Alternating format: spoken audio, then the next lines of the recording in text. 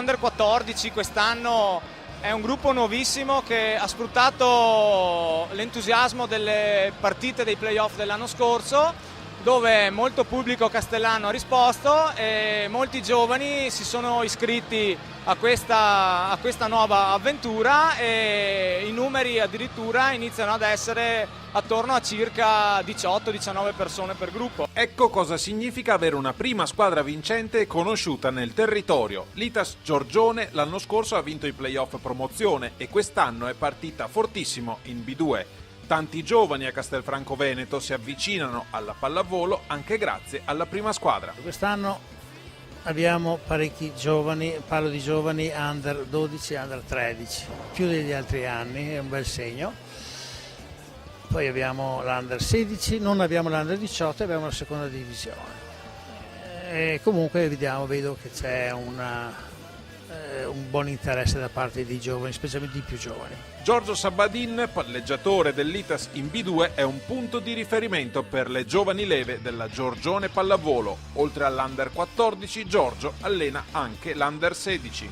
L'Under 16 è un gruppo che è nato l'anno scorso e quest'anno vanta un gruppo di 12 persone dove ci aspettiamo di riuscire nel tempo ad inserire dei ragazzi nella seconda squadra giovanile, che ad oggi dovrebbe riuscire a fare la seconda divisione. In questo servizio parliamo del movimento giovanile maschile, ma in realtà a Castelfranco anche al femminile la società vanta numeri imponenti ed il tutto è svolto in sinergia con altre società del territorio castellano. Noi collaboriamo con il Vedelago, principalmente con il Bassano, già da diversi anni.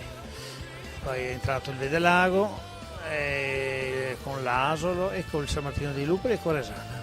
Parlando della prima squadra che vediamo nelle immagini, quest'anno l'Itas ha cambiato qualche elemento, mantenendo un occhio di riguardo ai giovani del vivaio inseriti in B2. È stato inserito questo nuovo allenatore e nuovo posto in un organico dove 4 settimi si conoscevano, però insomma noi siamo molto motivati e secondo me ci sarà opportunità anche di riuscire a valorizzare quei ventenni che sono all'interno del nostro gruppo già dall'anno scorso. Abbiamo un buon gruppo che stiamo un po' plasmando, stiamo lavorando per farli crescere.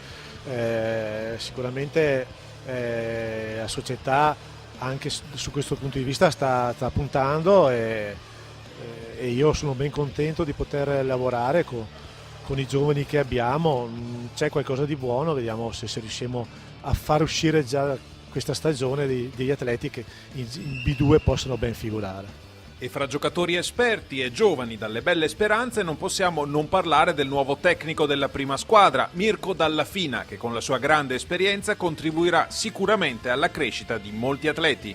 Mirko è la prima volta che ci lavoro assieme, è la prima volta che lo conosco, mi trovo veramente bene. Io in 20 anni che gioco a pallavolo ho cambiato 18-19 allenatori, quindi penso di poter dare un giudizio più o meno obiettivo. Mi trovo molto bene, mi piace perché è una persona molto grintosa ma calma quando bisogna essere calmi, e poi mi dice tante parole, questo qua mi stimola a far meglio.